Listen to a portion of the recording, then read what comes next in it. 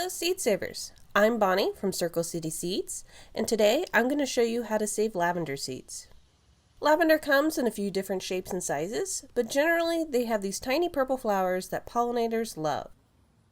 They are perennial plants here in Indiana and are used to make oils, have culinary uses, and may even deter pesky mosquitoes. In order to collect lavender seeds, you want to wait until the flowers have been pollinated.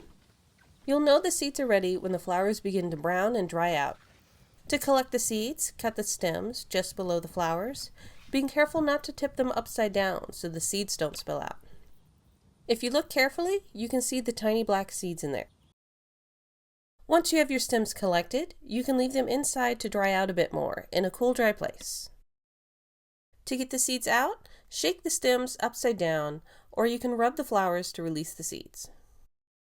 Don't worry about getting little pieces of dried flower petals in there. You can pick these out or winnow them.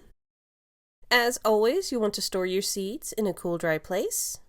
Growing your lavender from seed will take a bit of planning because they benefit from a process called stratification. For lavender, it's not necessary, but you'll get a much better germination rate this way, which means more plants. Before you plant them, you want to put them somewhere cold like your fridge for about 3 to 4 weeks. If you'd like to learn more about the cold stratification process, I have a video on how to stratify your seeds. If you'd like to purchase some of the seeds I've collected here today, you can do so in my Etsy shop or on my website, circlecityseed.com.